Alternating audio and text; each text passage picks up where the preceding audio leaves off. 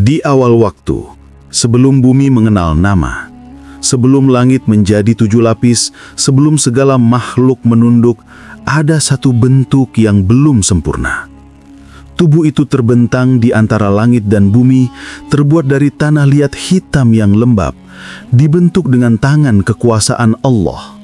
Ia adalah Adam, manusia pertama yang kelak menjadi bapak dari seluruh umat di muka bumi.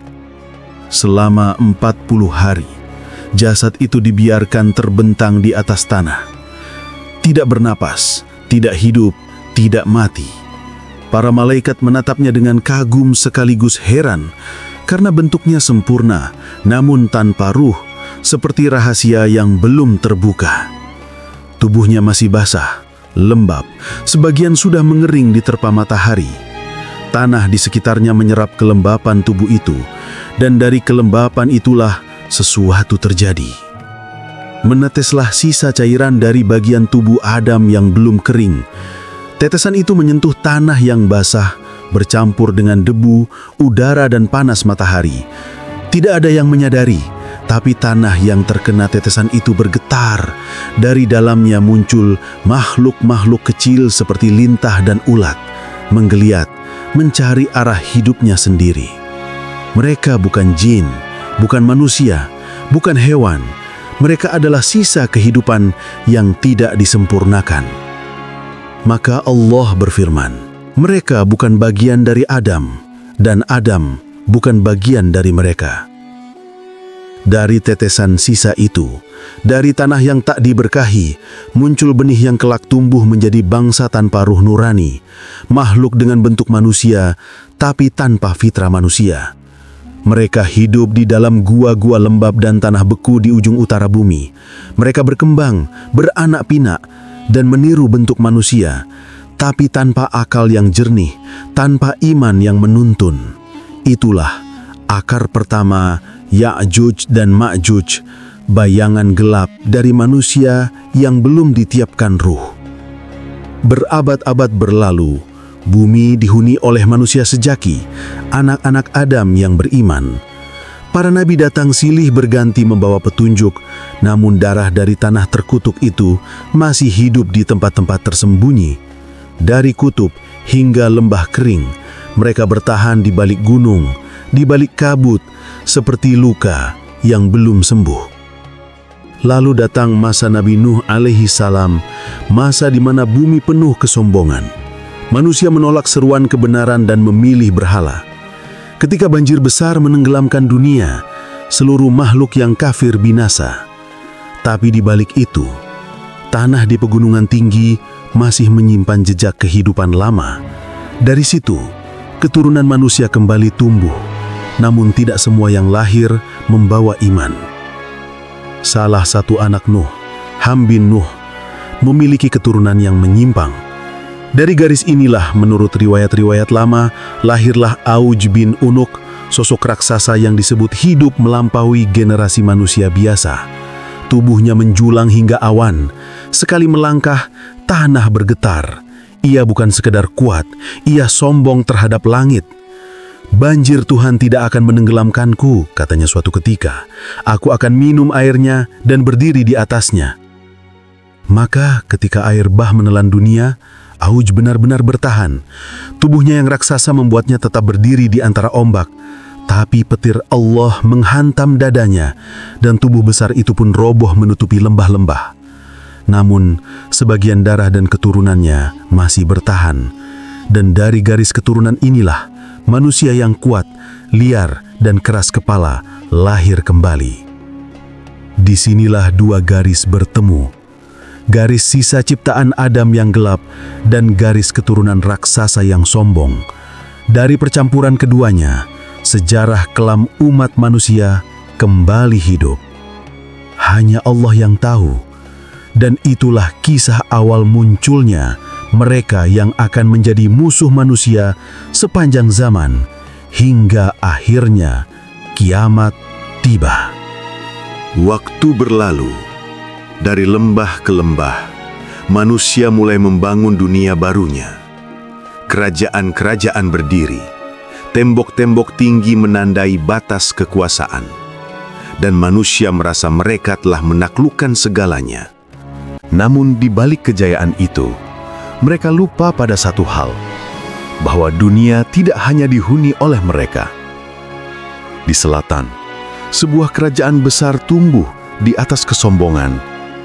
Kerajaan Rom, negeri yang megah dan sombong, tempat raja dan rakyatnya menuhankan kecantikan dan kekuasaan.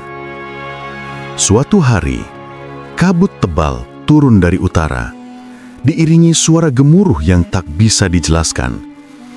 Hewan-hewan berlari tanpa arah, burung-burung jatuh dari langit. Di kejauhan, seseorang melihat sosok raksasa melangkah di antara kabut, begitu besar hingga kepalanya seolah menyentuh awan. Ketika kabut itu menyingkap, raksasa itu terlihat sepenuhnya, kulitnya pucat, matanya memerah, dan nafasnya seperti hembusan badai. Ia disebut oleh penduduk sebagai Unuk, keturunan dari raksasa lama, garis darah yang hilang sejak zaman Nuh. Menurut beberapa catatan Israiliyat yang dikutip dalam tafsir At-Tabari, setelah masa banjir besar Nabi Nuh, bumi dihuni kembali oleh keturunan manusia dari 3 garis keturunan, Sam, Ham, dan Yafits. Dari garis-garis inilah lahir berbagai bangsa besar di dunia. Sebagian hidup dalam ketaatan, sebagian lagi mewarisi sifat keras kepala kaum terdahulu. Di antara bangsa itu, muncul sebuah kerajaan besar di wilayah barat. Disebut dalam riwayat kuno sebagai Rom atau Rum Kadimah. Kerajaan yang kaya, megah, dan penuh kesombongan. Rakyatnya memuja kecantikan, seni, dan ilmu sihir. Raja mereka bukan hanya pemimpin politik, tapi dianggap titisan dewa yang bisa memerintah langit dan bumi. Mereka lupa bahwa semua kemegahan berasal dari Allah. Di tengah kemegahan itu, Allah menguji mereka dengan datangnya makhluk yang belum pernah mereka kenal sebelumnya. Datangnya raksasa dari utara. Beberapa tafsir Israiliyat menyebut tentang makhluk bernama Unuk atau Auch bin Unuk, keturunan jauh dari garis Ham bin Nuh. Ia disebut memiliki tubuh sebesar gunung, langkahnya bisa menempuh lembah hanya dalam satu hentakan, dan suaranya menggema hingga ke langit. Tidak ada nas sahih yang menegaskan kisah ini, namun ia diceritakan oleh ulama klasik seperti Ibnu Jarir At-Tabari dalam Tarikh Al-Umam wal Muluk sebagai gambaran bahwa di masa-masa kuno, manusia pernah diuji oleh makhluk berperawakan raksasa. Raksasa ini turun ke lembah selatan, mendekati kerajaan Rum. Ia tidak menyerang, tapi berdiri di luar tembok, memandangi kota itu selama berhari-hari. Rakyat panik, raja gemetar. Suara langkahnya membuat kaca-kaca istana bergetar. Para penasihat istana mendatangi raja dan berkata, "Makhluk ini bukan datang untuk berperang. Ia mencari sesuatu yang belum pernah ia miliki." Raja bertanya, "Apa itu?" Mereka menjawab, "Ia mencari pasangan, wahai raja. Ia mencari sosok yang mirip dengannya." Raja terdiam lama, lalu berkata pelan, "Jika itu yang dia mau, maka kita akan memberinya ilusi yang sempurna." Menurut catatan dalam Israiliyat, raja memerintahkan seluruh tukang batu, pemahat, dan arsitek terbaik untuk membuat patung wanita raksasa di lembah utara sebesar tubuh makhluk itu. Tujuannya bukan untuk ibadah, tetapi untuk menipu sang raksasa agar ia pergi dari negeri mereka. Ribuan orang bekerja selama bertahun-tahun. Mereka memahat batu gunung, melebur logam, dan menyusun rangka besar hingga menyerupai sosok perempuan yang duduk menatap langit. Cahaya matahari memantul di tubuh batu itu, membuatnya tampak hidup dari kejauhan. Ketika patung itu selesai, raja memanggil para penyihir istana. Mereka diminta melaksanakan ritual simbolik dengan tujuan memberi kesan seolah patung itu memiliki jiwa. Para penyihir menyiapkan campuran bahan persembahan, rempah, minyak, madu, dan cairan berwarna merah tua yang dituang ke dalam rongga patung dari kepala hingga kaki. Asap kemenyan naik dari dasar lembah dan udara dipenuhi bau tajam dari minyak yang terbakar. Batu itu tampak berkilau keemasan, memantulkan cahaya api ke sekeliling. Raja berdiri di tebing tinggi, memandang ke bawah. Cahaya obor membuat patung itu tampak seperti manusia sejati yang sedang bernafas. Ia berkata dengan nada dingin, "Buatlah ia tampak hidup. Jika Tuhan menolak membantu kita, maka kita akan menciptakan kehidupan sendiri." Ucapan itu menjadi awal dari bencana. Karena manusia yang mencoba meniru Sang Pencipta, sesungguhnya sedang menulis kehancurannya sendiri. Beberapa bulan kemudian, langit di atas kerajaan itu gelap seperti malam. Petir menyambar, kabut turun dari pegunungan. Raksasa Unuk datang dari arah utara. Langkahnya membuat tanah pecah dan pepohonan tumbang. Ketika ia melihat patung itu berdiri di tengah lembah, ia berhenti. Ia menatapnya lama sekali. Baginya, patung itu tampak hidup, seolah-olah Tuhan benar-benar mengabulkan doanya untuk menemukan pasangan. Ia mendekat, menyentuh batu dingin itu, lalu tertawa dalam kesendirian. "Akhirnya aku tidak sendirian," gumamnya dalam bahasa yang tidak dipahami manusia. Ia berdiri lama di sana, lalu mengangkat wajah ke langit dan berteriak, "Jika ini cinta, maka biarlah dunia menjadi saksi." Suara teriakannya mengguncang lembah dan menggetarkan dinding istana.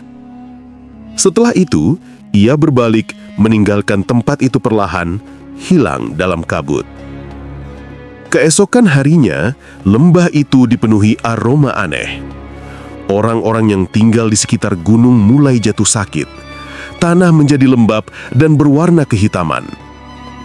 Seekor burung yang terbang di atas lembah jatuh tanpa sebab. Raja memerintahkan agar lembah itu ditutup dan dijaga, agar tak seorang pun mendekat. Namun, malam demi malam, penjaga mendengar suara dari dalam patung. Suara lirih seperti rintihan dan detak pelan seperti napas. Rasa takut menyebar. Sebagian penasihat meminta raja menghancurkan patung itu. Namun ia menolak. "Ini karya simbol kekuasaan kita. Tidak akan ada yang menyentuhnya." Tapi, suatu malam, bumi bergetar keras. Patung itu retak.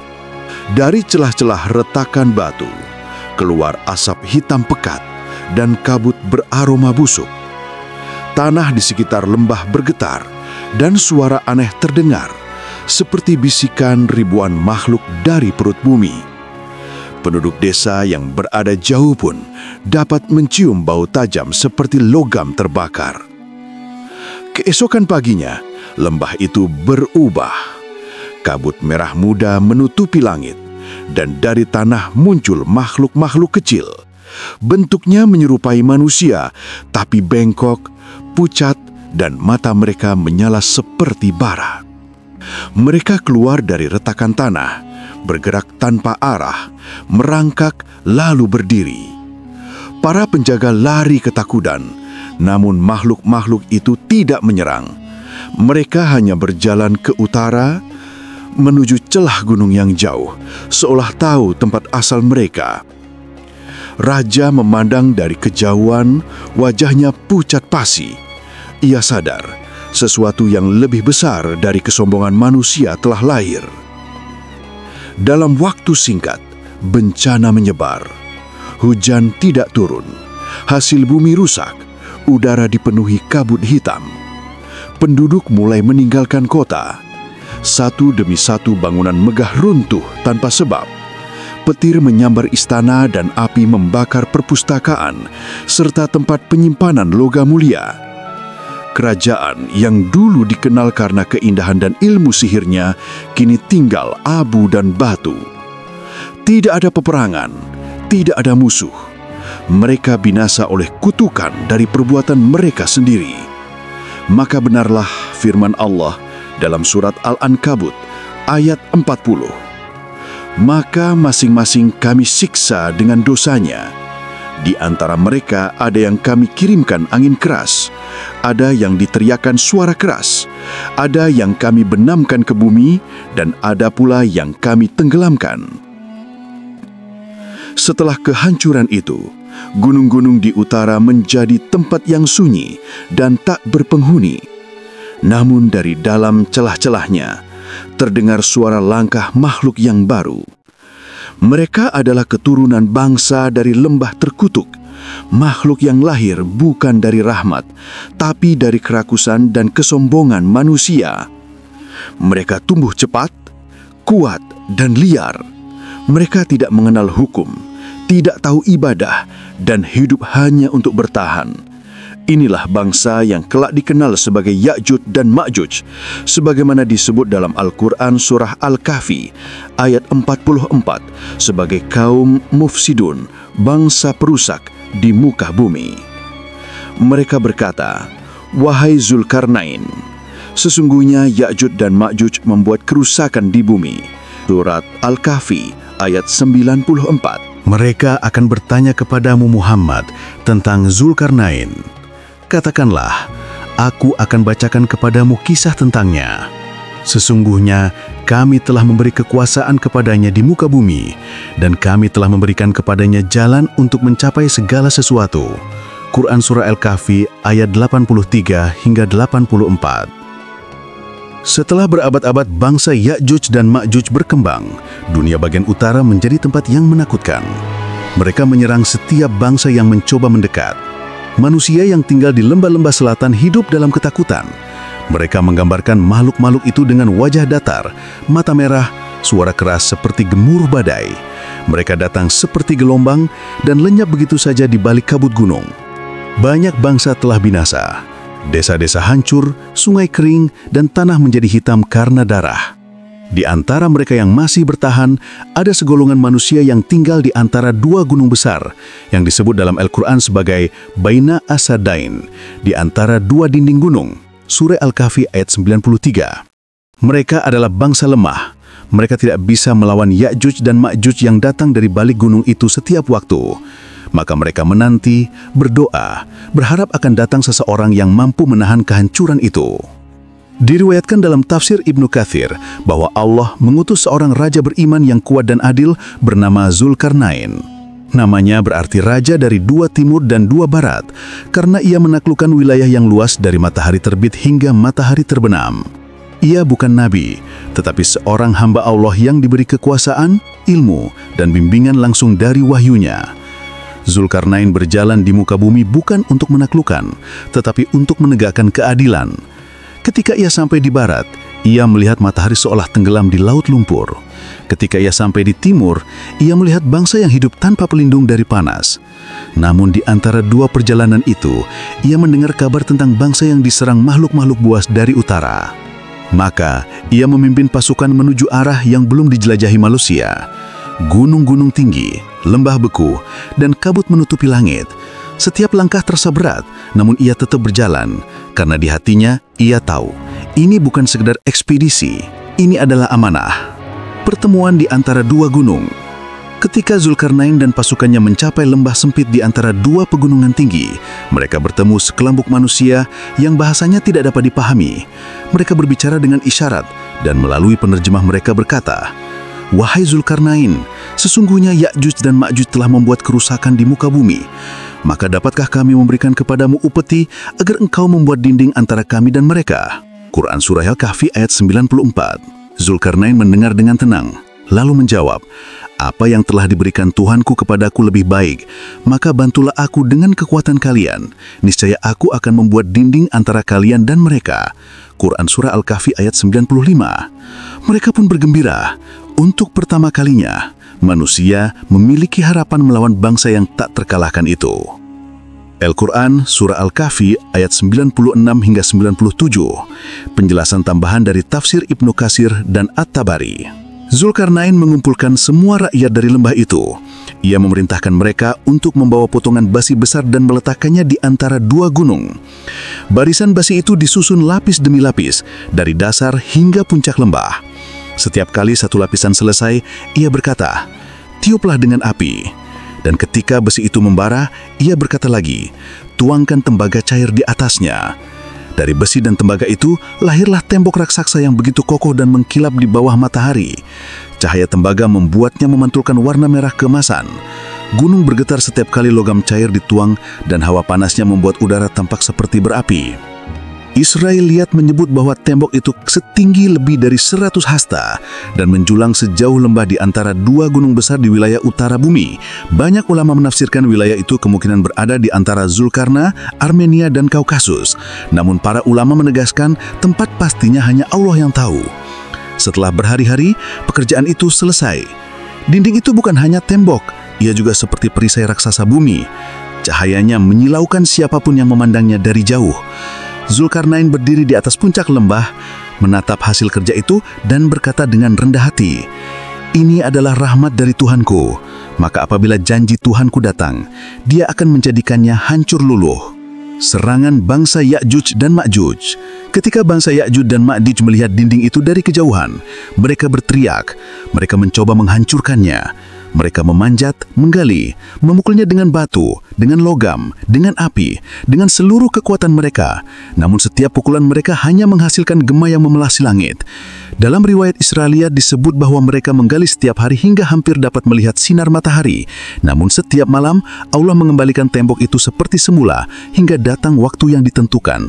Itulah sebabnya, meski beribu tahun telah berlalu, mereka masih terkurung. Zulkarnain melihat mereka dari kejauhan. Tubuh-tubuh besar berkerumun di balik dinding besi. Mata menyala seperti bara. Mereka mengaum, mengguncang tanah, namun tak mampu mendekat. Pasukannya menatap dengan gemetar. Namun sang raja hanya berkata, mereka tidak akan keluar sampai Allah mengizinkannya. Setelah dinding itu selesai, bangsa yang tertindas hidup dengan aman.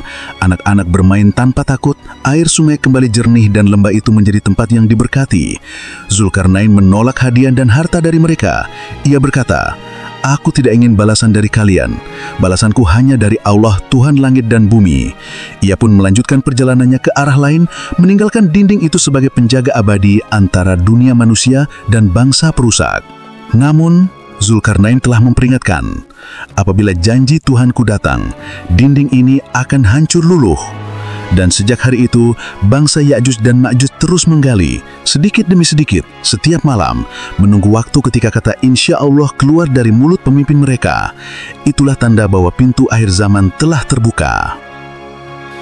Setelah Dajjal dibunuh oleh Nabi Isa alaihissalam di dekat gerbang Lod, Palestina, dunia untuk pertama kalinya sejak berabad-abad terasa damai. Umat Islam hidup dalam ketenangan, keadilan ditegakkan, dan bumi seakan memulihkan luka-luka lama. Hujan turun lembut, tanaman tumbuh, hewan hidup berdampingan. Masa itu disebut oleh sebagian ulama sebagai zaman keadilan Isa, masa keemasan iman sebelum kehancuran terakhir. Namun di balik ketenangan itu, di utara bumi, di antara dua gunung yang terjal, sesuatu mulai bergerak. Udara di sana lebih berat dari biasanya.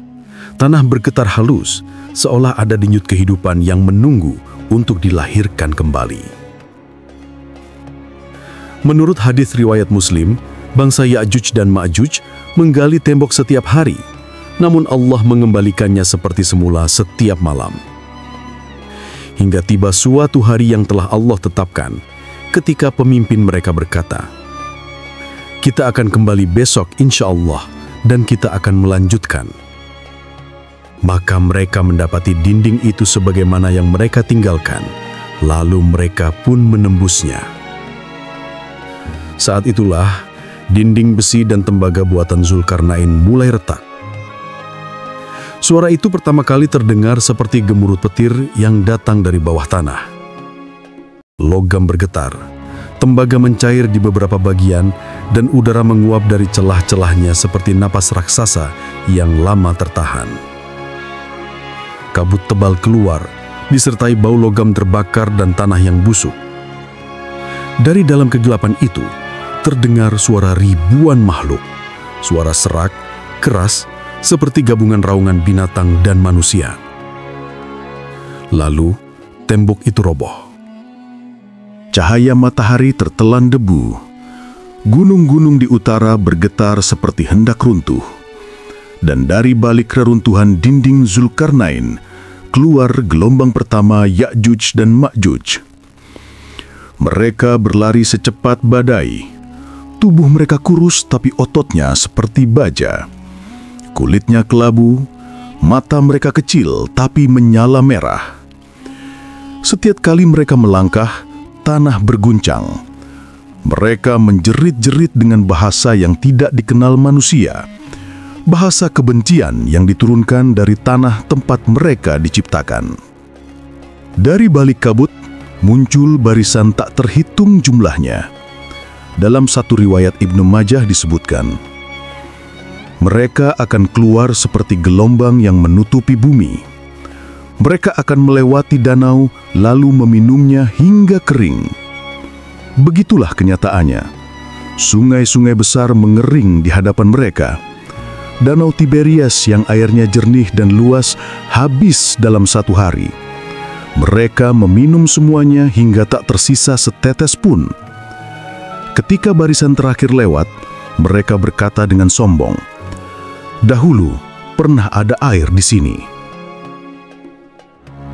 Ya'juj dan Ma'juj tidak membangun kota, tidak menaklukkan kerajaan. Mereka menghapus kehidupan. Mereka membunuh setiap manusia yang mereka temui, memakan bangkai, membakar pepohonan, dan menghancurkan rumah hingga tak bersisa. Mereka menebar kehancuran seperti penyakit yang tidak bisa disembuhkan. Langit gelap oleh asap, bumi berguncang oleh langkah mereka. Mereka menjarah, membunuh, dan bersorak setiap kali melihat darah mengalir. Dalam satu riwayat disebut bahwa mereka begitu banyaknya, hingga jika seseorang mencoba bersembunyi di balik batu, batu itu akan berkata dengan izin Allah, "Wahai hamba Allah, di belakangku ada Ya'juj dan Ma'juj." Mereka menyebar dari timur ke barat. Tak ada satupun pasukan manusia yang mampu menahan mereka. Mereka seperti air bah. Ketika kehancuran itu menyebar, Nabi Isa alaihissalam memerintahkan para pengikutnya untuk naik ke puncak-puncak gunung, sebagaimana disebut dalam hadis riwayat Muslim dan Ibnu Majah.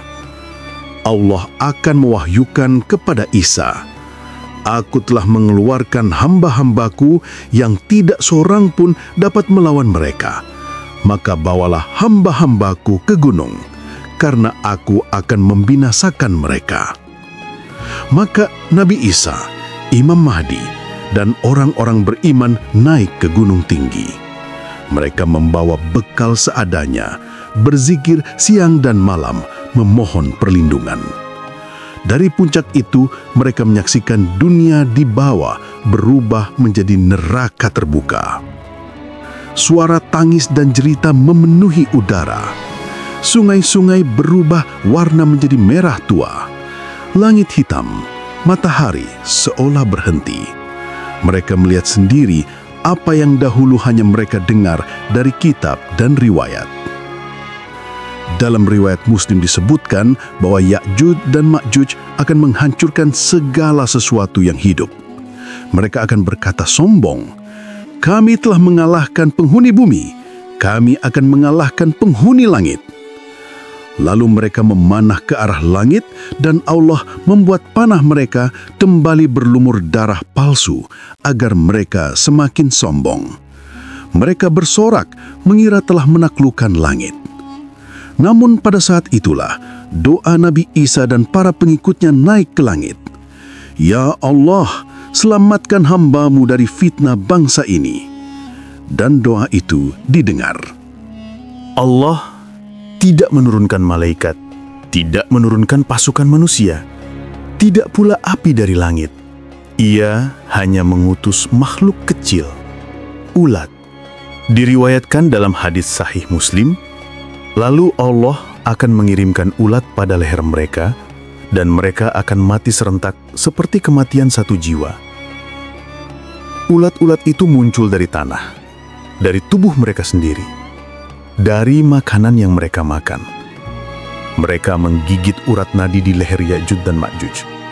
Satu persatu tubuh mereka jatuh. Yang pertama jatuh membuat tanah bergetar. Yang kedua menimbun yang pertama, hingga bumi tertutup oleh jasad mereka. Dalam satu malam, bumi menjadi sunyi. Tidak ada suara jeritan lagi. Hanya angin yang membawa bau busuk ke seluruh penjuru dunia. Fajar datang dengan warna kelabu. Umat beriman turun perlahan dari gunung. Mereka melihat dunia yang telah berubah menjadi lautan mayat. Dalam riwayat Ibnu Majah dan Ahmad, disebut bahwa seluruh bumi dipenuhi bangkai mereka, dan baunya menyengat hingga ke langit. Tidak ada tempat yang tidak terisi jasad Ya'juj dan Ma'juj. Gunung, lembah, sungai, padang pasir, semuanya tertutup tubuh mereka. Umat manusia hampir tidak bisa bernafas karena busuknya udara. Mereka menengadah dan berdoa, "Ya Rabb, bumimu penuh dengan jasad dan bau. Selamatkan kami dari bencana ini."